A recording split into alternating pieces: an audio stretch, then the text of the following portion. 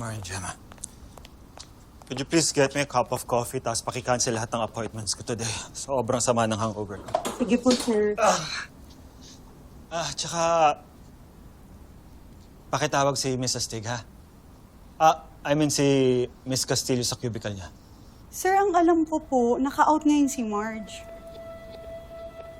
Wala naman tayong open house today, ah. Pinapunta po siya ng dad niyo kay Mr. Valderrama.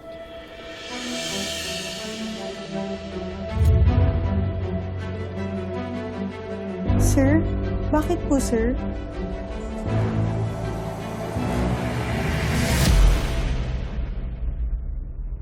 Salamat po, sir, pero mauna na po ako.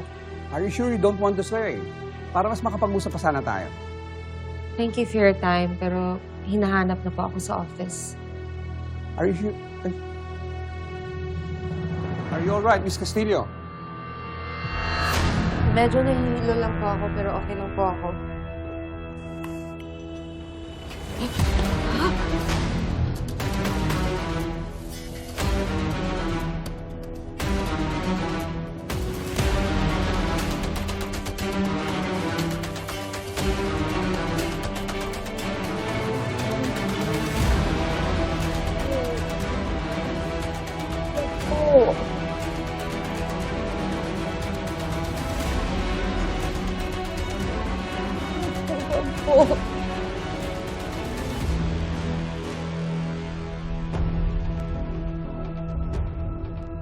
Good afternoon, Mr. Tarakamboy.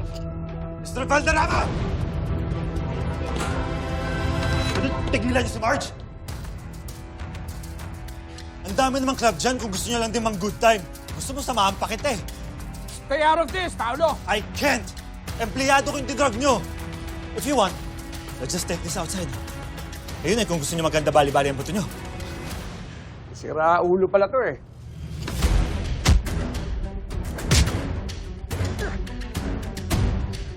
Walang hiya ka!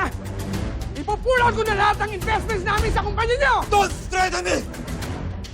Dahil pwede kitang kasuhan ng attempted rape at acts of lasciviousness. At may witness pa ako.